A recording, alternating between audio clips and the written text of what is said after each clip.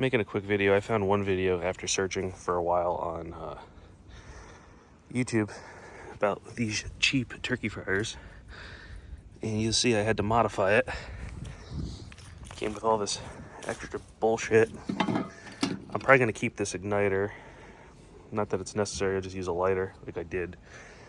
And it's a thermocoupler, timer switch.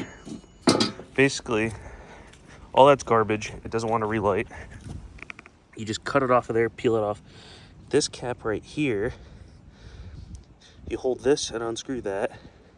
And the wires went through the bottom of this. I unscrewed that and threaded this bolt in there with some Teflon tape. And in here, there was a spring with like a, I call it like a pellet. It's like it does something with the gas. And when I removed that, a bunch of air released, or gas, propane released.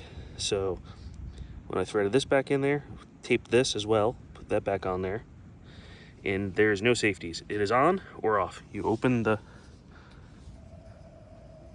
propane,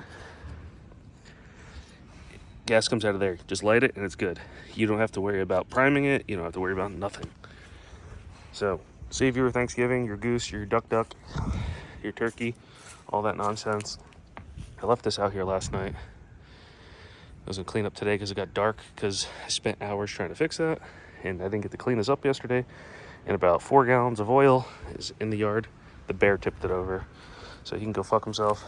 You could tell I needed a little extra oil to cover the duck, and he was gnawing on that.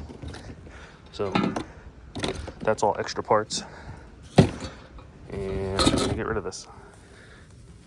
This thing kind of pulled out of here. I need to reinvent that. Threads. But this is a closer up. This, I think, is an M8 bolt by 1.0 thread. This is a 1.25, the coarse thread. So I cross-threaded it in there and put a bunch of putty on there, and it worked fine. So I'm just cleaning it up, putting it away. I'm gonna have to fix this.